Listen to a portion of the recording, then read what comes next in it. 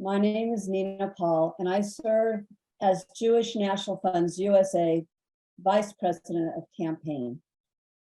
On today's update call, we will hear from Dorel Abromovitz, Director of Development from the Sderot Municipality, and Emmanuel Nachshon, Deputy Director of Public Diplomacy, Ministry of Foreign Affairs, Noah Zer, Resource Development Director, Central Arava Regional Council, who will update us on the absorption of evacuees in the Central Arava. Everyone is welcome to ask questions of our speakers in the chat today, and we can see how many we can answer. Friends, at this time, we're all feeling scared, helpless, heartbroken. All of this is all natural. There are no words. We know that. We're all human beings, and as Jews, we place the sanctity of life above all else. And as our tradition teaches us, whoever saves one life, it's as if they have saved the entire world. And in this spirit, we're already hearing stories about how our relief efforts are saving lives and preventing further attacks. While I can't go into specifics for security reasons, just this morning, we received word from one of our communities in the South that utilized specialized communication equipment that was provided by Jewish National Fund USA to identify approaching Hamas terrorists, which then enabled them to call in the IDF to repel them. Friends, I want to put on a brave face. I want to tell you that everything will be okay. However, there are realities that we will have to face over the coming hours, days, and weeks. For thousands of years, our people have been the victims of terrible atrocities. Yet again, a pogrom of unthinkable evil took place against us. For the first time in 2,000 years, we have the ability to fight and defeat those who seek to destroy us. And we have the tools to create a brighter future and the drive to demand that our best days must be ahead of us. Over the coming month, we will need to raise at least $10 million to support relief efforts. Please consider making a gift through jnf.org/support Israel. Israel needs us more than ever, and we need Israel more than ever today.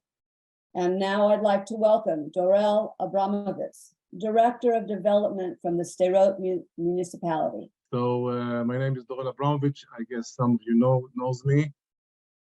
I'll give you a short update from Sderot. This is the biggest city in the Gaza envelope region. What happened on Saturday, you probably heard, but I'll repeat like shortly. Two tenders got into the Sderot town. The Black Saturday. They around 2 jeeps of 15 Hamas terrorists got into the city. They're starting to shoot everywhere, killing people on the streets, on the main street of Sderot. Around 15, 16 people on their bikes, in their cars, on the street. The worst that you can imagine. The worst you can imagine. They were shooting also on a bus with elderly people that were trying to get to Yam HaMelach, to the Dead Sea, killing, and some of them got severely injured, unfortunately, in this bus. Then they got into the police station, and were shooting a loud missile to the police station, breaking in and killing few policemen and police officers. And one of them went up to the climbed onto the roof. That was a sniper. The Hamas, he killed another 10 people that were trying to conquer back the police station, and they couldn't get there because this guy was well prepared. He had lots of ammunition, and most of the people had only, that was civilians, and the emergency staffs with pistols. They couldn't. It was not a fair fight. He killed more than 10. till the army came with a sniper of himself and killed this guy after a few hours. Only after midnight we could conquer back the police station by burning it on the ground, and you could all see the pictures, I guess. Around 30 people got killed this day, on this Black Saturday. And since then, the city trying to,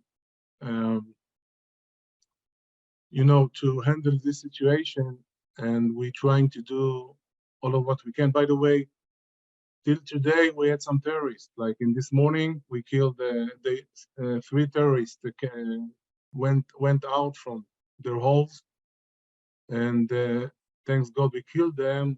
One guy got injured, one Israeli, but we had enough forces in town. Right now in town, we had around 1,000 soldiers only in Sderot protect the city, plus policemen.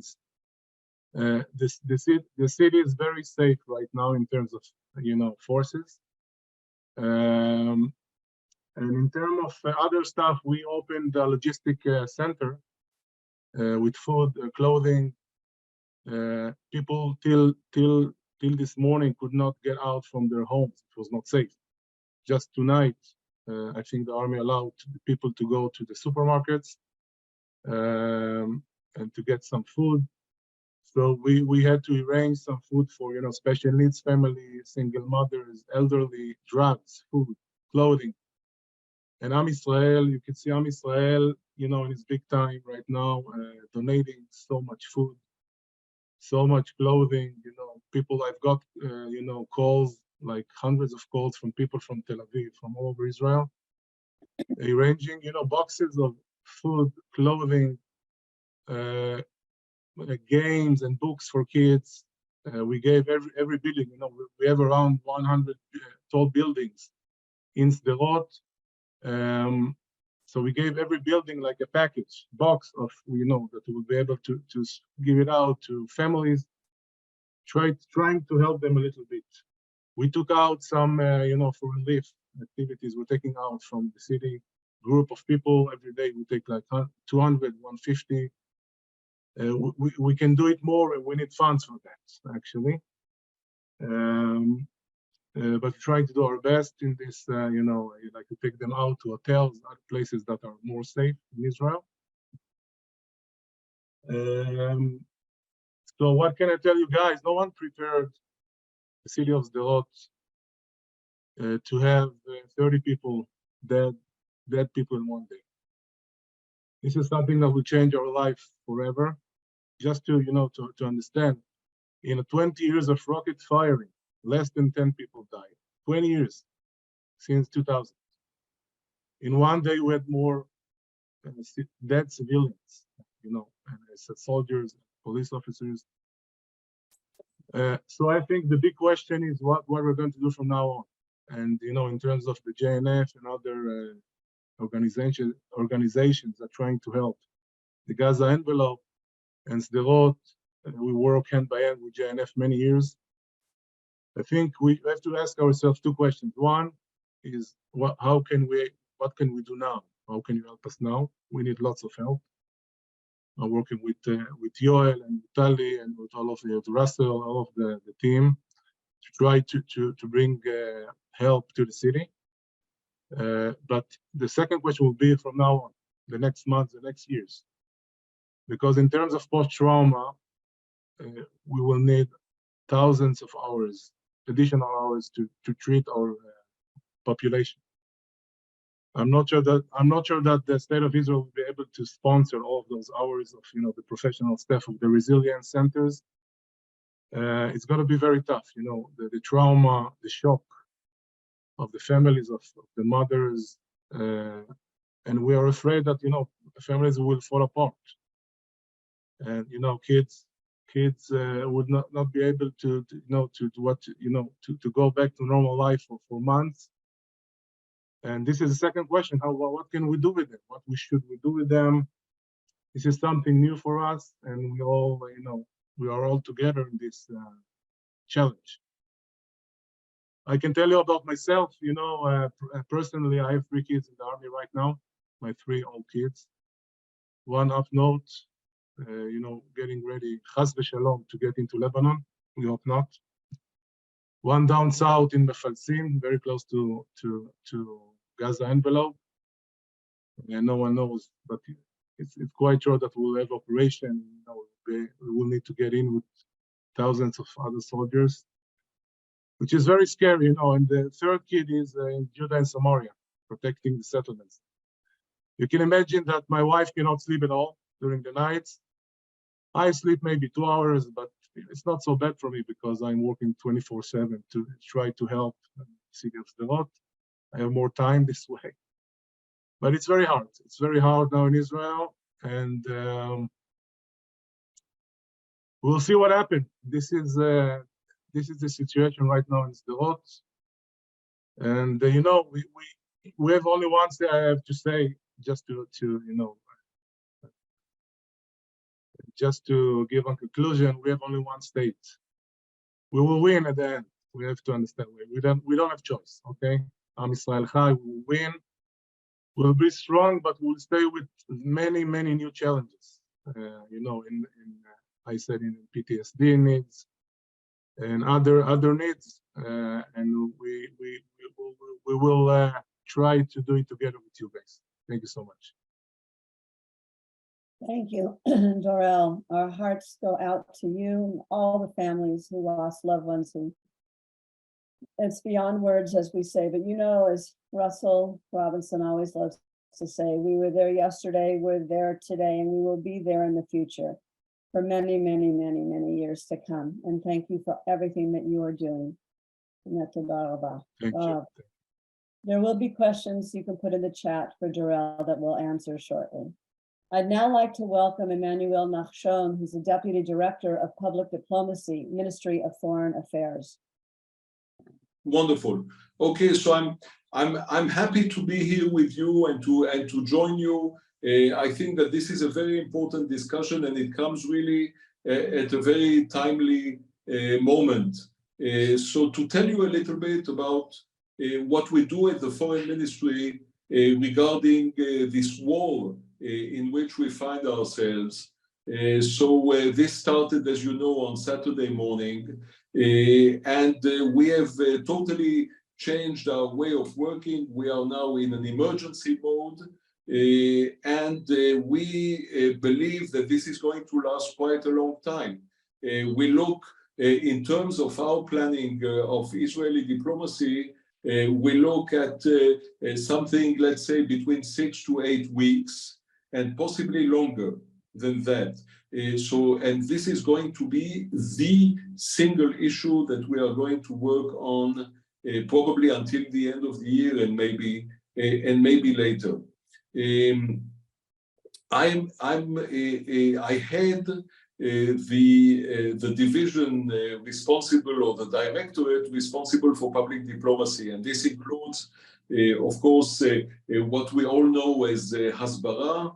It includes our work on social media, with conventional media, culture, relations with the Jewish communities, etc. It's a wide array of issues which compose our public diplomacy. And as you can imagine, we are fully engaged day and night on what has happened on Saturday.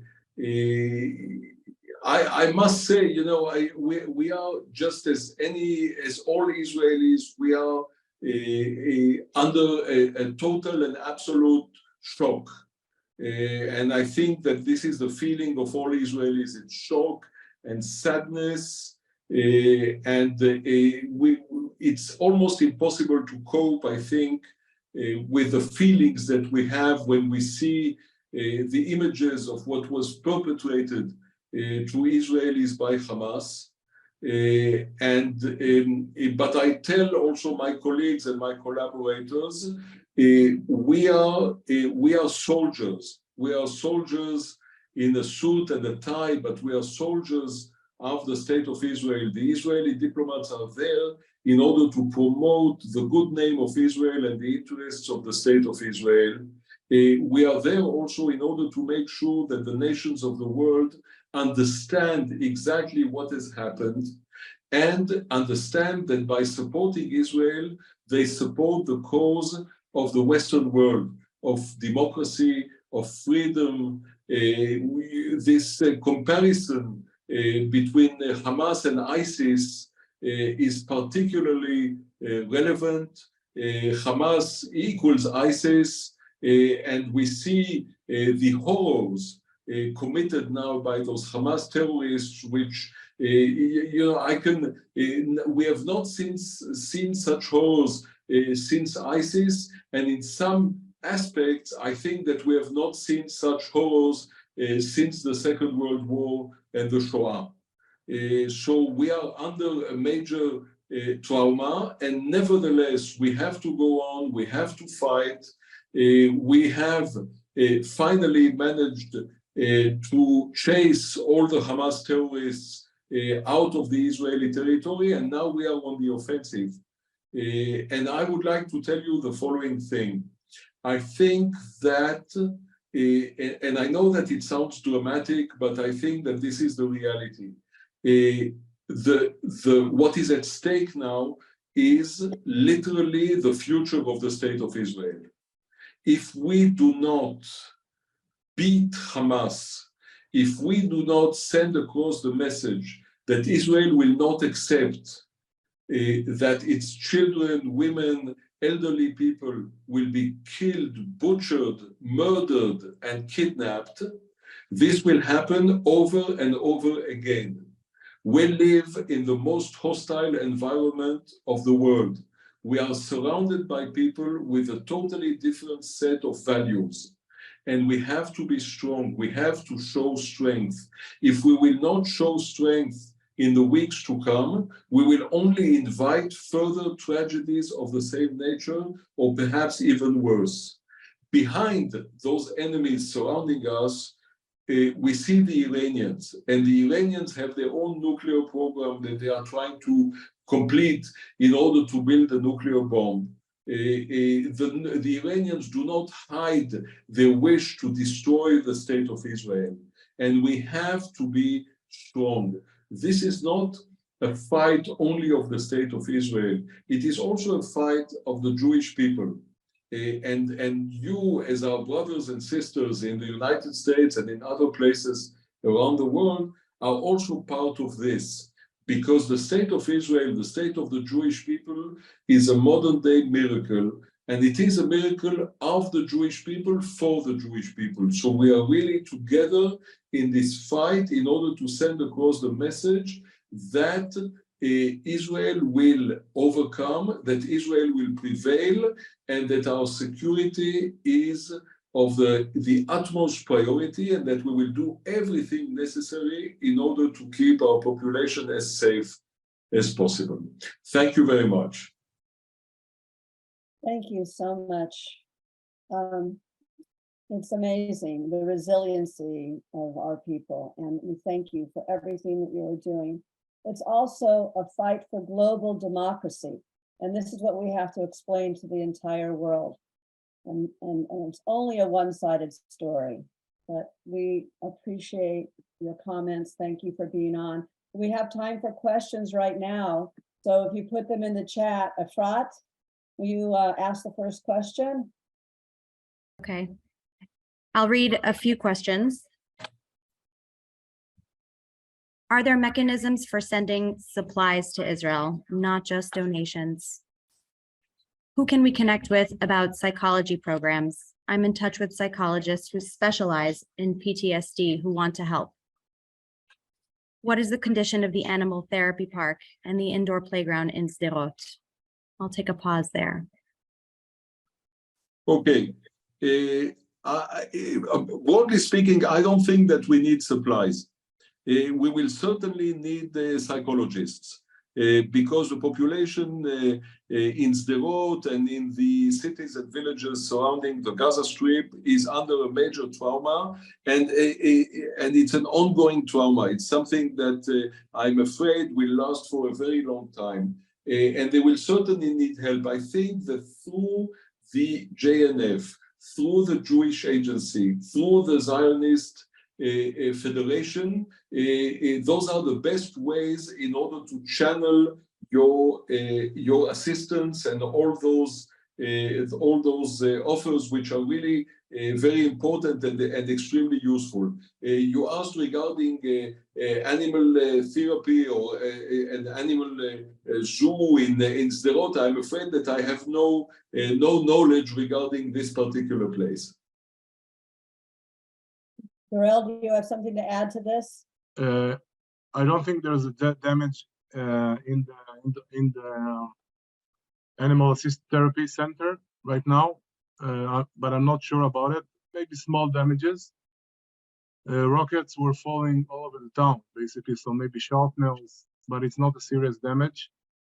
The indoor playground got a direct hit on its back. So it's for sure a very serious damage. I cannot measure it or to give you numbers right now, but it's a severe damage for sure. I saw the pictures and we'll get the information in the next few days. I can update, but the animal therapy is okay. It's not so safe. No one is there because it's mostly open spaces. But it's right now there are no damages in terms of rockets. Okay. If I may, Nina, add some, as to what we're doing over here on the ground in Israel. I'm Tali Tzur, I'm the chief of staff here in Israel. For the last 3 days, we've been sitting over here in the situation room at Mass High School in Hod Hasharon, speaking every hour with every region, with every moatza, with every mayor, with every representative, collecting the data, the needs of the regions, of the evacuees, of those who are hosting the evacuees, of the equipment that they need, the accommodations that they need. We have an organized Excel sheet. We know every spot in the country, every community that we work with and those that we don't work with, what they're doing, how they're doing. We're packing packages for the soldiers, for the wounded people. We're sending them. So we have the exact needs and the costs, and we've already approved allocating, dollars towards 2,500 evacuees from Eshkol region, and we have the rooms in Mass High School in Hod Hasharon and the Ashalim campus ready for the evacuees. We've already purchased equipment, and Yoel just shared with us, those equipment have already helped us this morning detecting, terrorists that tried to infiltrate from, I don't want to mention the regions. So I want you all to know you're giving, we're doing. We're on the ground, collecting the needs, sponsoring the needs, and there's much more than what we can afford now. So the more you give, the better we can give. Dorel and I spoke like 5 times today. There's no energy in parts of Sderot. When Dorel speaks about, I need a generator, it's because part of the areas have no energy. When Dorel speaks about the frontline command center, it's because they lost it. They just told you about the police station. When Dorel speaks about kids for the buildings, they have 150 high rises in Sderot, with a lot of people, a lot of families who have to engage and entertain their kids, and they want to buy 150 kits. Each kit is more than $1,000. So it's a lot of money, and there are a lot of needs, and we're trying to help everyone, and we're trying to monitor it. And the more you open your heart, and your pockets, and give, the more we can support these communities. Thank you, Tali. Efrat, do we have other questions? We do. I just want to be mindful of time. If we have time, We're good. We still have another 5 or 6 minutes for questions. okay, good. Efrat. We have a couple of questions that are relevant for Emmanuel, seeking updates on the hostages, updates on what's going on other borders of Israel. And Rick, a question perhaps for you about the status of our emergency campaign. I know that you also wanted to give an update about the Alexander Muss High School students and how successful they have been. Okay, so I'll give you a quick update regarding the general security situation, and then I will have to leave you because I'm moving on to another meeting. Look, for the moment, as you know, so we have this war going on against Hamas, and then we have had also border incidents in the north of Israel with Hezbollah. We will do our utmost in order not to open a second front with Hezbollah. We are sending across messages also via the United States and also France. And for the moment, I think that the possibility of a conflict with Hezbollah is relatively limited. But this may change very quickly, and we are preparing for the possibility, or for the very bleak possibility that we will find ourselves in a conflict also in the Gaza Strip with Hamas, in the north with Hezbollah, and possibly also in Judea and Samaria. Now, this would be, of course, extremely challenging and extremely difficult, especially given the rocket launching capacities of Hezbollah. And this is something that we are trying to avoid. I think that in the days to come, we will be much smarter and we will know exactly where we stand. One thing is quite clear. We cannot even think of accepting a situation in which Hamas terrorists butcher almost 1,000 Israelis without a proper reaction, a reaction which will change reality, which will change our strategic reality for a long time. So thank you very much. Thank you for inviting me, and I hope that we will stay in contact. Thank you so much. I will answer the question about what our Alexander Muss High School kids have done. They started a campaign to raise $5,000. To date, they have raised $53,000. So yasher koach to our high school kids in Israel. Efrat, was there another question that didn't get answered? There was a question perhaps Emmanuel was best suited to answer regarding how can we direct doctors, nurses, psychologists to volunteer their time. I'm not sure that anyone on the call can answer that now without him, but we will be sure to follow up with him after this. Okay, terrific, great. Well, I'd now like to welcome Noah Zer, who's the Resource Development Director, Central Arava Regional Council, who's going to update us on the absorption of the evacuees in the Central Arava. Noah? Hi, everyone. You know, the strength of the Israeli people and the Jewish people has always been us coming together and reaching out for each other. And on Saturday morning, our brothers and sisters in the South have cried, and we reached out. We are a small community in the center of it, in the South region of Israel. Like us, many communities are doing whatever they can in order to help all the evacuees from the South. And I'm going to share with you just the story of our community of 5,000 people and our efforts to help. On Saturday morning, we received a call and horrific news. Ever since then, more than 1,000 people from the Gaza envelope who cannot go back to their homes have been posted in the Arava. We are receiving calls every second and every minute. We have a call center that is asking around all over Israel, and especially the southern communities, who needs hosting in the Arava. You have to understand this is more than 20% increase to the population here. And the Arava communities have opened their hearts and their homes and is trying to help whoever we can. Alongside the efforts to help all the evacuees that have come to the region, You have to understand that we are living along the Jordanian border. The border is quiet still, thank God, but we have to prepare for any situation.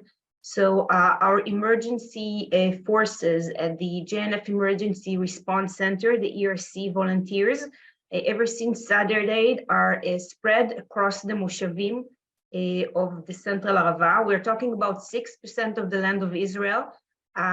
We have a scarce army presence here in the Arava any day, and it's even smaller these days because all the forces are being, of course, redirected to the south and the north. And the people who that are guarding the Moshavim are the people of the Emergency Response Center, the volunteers of the Arava. Alongside the heavy guard that we have here, we have sent volunteers of the ERC also to Ofakim, to other regions in the Negev to help our brothers and sisters. We're talking about volunteers, but also professionals of the medical center here in the Arava, the JNF Medical Center, and also the Emergency Response Center that have packed their equipment and they went up south to help our brothers and sisters in the south. The Emergency Response Center of JNF has also became a center not just for supplying security for the community here and the evacuees, but also gathering supplies, food and toys and clothes, and everything we can gather and send to communities that are being evacuated all across Israel and also in the Arava. And we see that not only our volunteers are being very busy in packing packages and sending them, but a lot of our Emergency Response Center volunteers are being drafted and are using their expertise in search and rescue, the Arava Rescue Team and other special units, and are joining the IDF forces wherever they're needed. In